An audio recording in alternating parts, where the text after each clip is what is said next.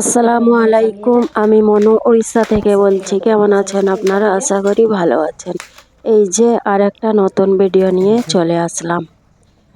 সকালে 10টা বাজে বাজার করে নিয়ে এসছে, সবজি বাজার, মাছও নিয়ে এসছে। এই যে শসা আর বরবটি, সিম, ফুলকপি আর ওইটা ইয়ে পেঁয়াজকলিকে কেটে কুচে রেখে দিয়েছি। বাকি ওইখানে সিম আর বরবটি একসাথে আছে, সব ধুয়ে নিয়ে আমি বসেছি।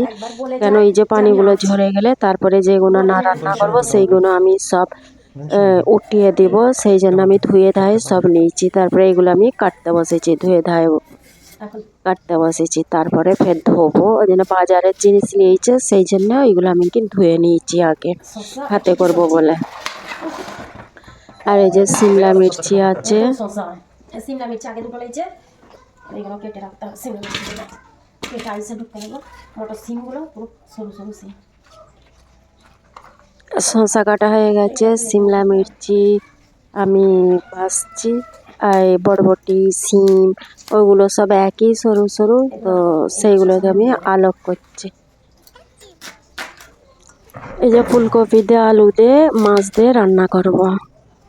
তাজা মাছ নিয়ে এলে পরে ফুলকপি বা ঝিঙে, এখন তো সবজি মানে তাজা তাজা সব ঠান্ডাকালের সবজি, ফুলকপি, আলু, মটরশুঁটি, মাছ রান্না করব।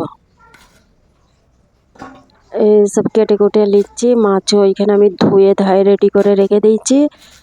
আর এইখানে সবজি কেটে নিচ্ছি, শসা কেটে নিচ্ছি, ছিলে ফালি করে রেখে দিয়েছি। আর এইখানে যে ফুলকপির যে পাতাগুলো থাকে, কচি কচি পাতা, আমি ওই পাতাগুলো ফেলি না। মূলো শাক দিয়ে, মূলো শাকের সঙ্গে আর এই ফুলকপির পাতা দিয়ে আমি একসঙ্গে ভাজি করে দিই।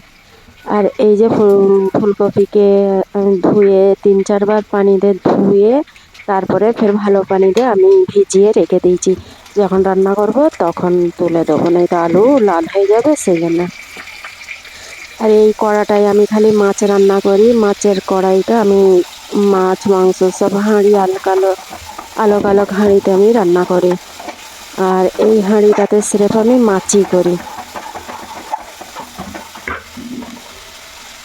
পেঁয়াজ, টমেটো, আলু সব দিয়ে ভুনে নিয়েছি। তারপরে আলুগুলোকে এতে দিব, দিয়ে একটু ভুনবো। কেননা এই ফুলকপিগুলো যদি আমি একসাথে দিয়ে দিই ফুলকপিগুলো গলে যায়, তো ওনারা গলে গেলে ওরা খায় না, সে গোটা গোটা থাকবে, তুলে তুলে খাবে। সেই জন্য আমি আলুকে দিয়ে দিচ্ছি। দিয়ে আলুর ওপরে এই যে সব রকম মশলা দিয়ে আগে কষতে থাকবো, তারপরে আমি ফুলকপি দিয়ে কষবো। আর মাছকে ওই সাইডে মাছ ভেজে রেখে দিয়েছি।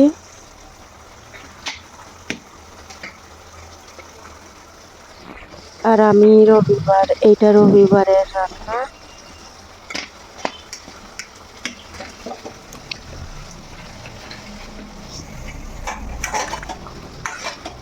আর এই রান্নাটা রবিবারে একটু আমাকে বেশি করেই রান্না করতে হয়। আমি একজনকে ভাত দিই প্রত্যেক রবিবারে, তো সেই জন্যে আমি বেশি করেই রান্না করি।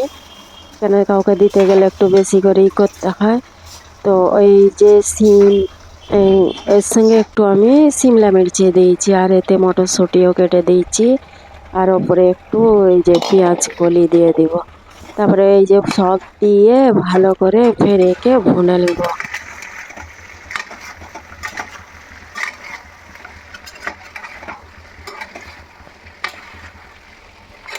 আর এইদিকে ভাত হচ্ছে।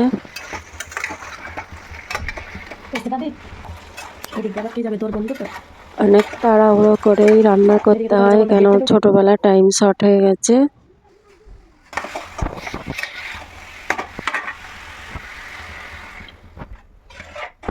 এই যে আলু ভালো করে সব মশলা কষে নিয়েছি। কষতে কষতেই তো আলু অল্প গলেই গেছে। তারপরে ওতে ঝোল দিয়ে দিচ্ছি পরিমাণ মতন। একটু আলু ইয়ে হবে, সিদ্ধ হবে, তারপর যা ঝোল থাকার থাকবে। বেশি ঝোল রাখবো না, একটু মাখামাখাই করব। মাছগুলোও দিয়ে দিচ্ছি। বড়ই কড়া, কিন্তু জায়গা হয়নি, বড় বড় মাছের পিস তো আর অনেকগুলো, সেই জন্যে জায়গা হয়নি ওতে।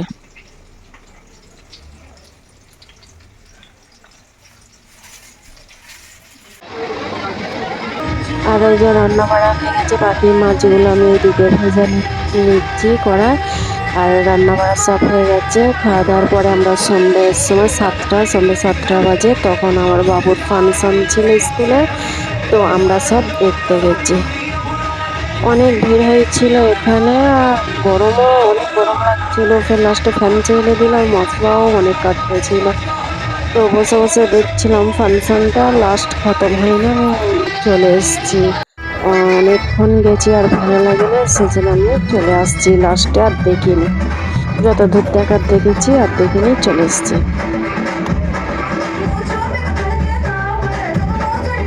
ছোট বাচ্চাদের হচ্ছিল, প্রথম থেকে ছোট বাচ্চাদের দিচ্ছে, তো লাস্টের দিকে বড় বাচ্চাদের দিচ্ছে।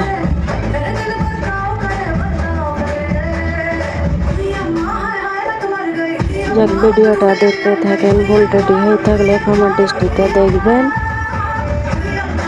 আমি বিদায় নিচ্ছি। আসসালামু আলাইকুম।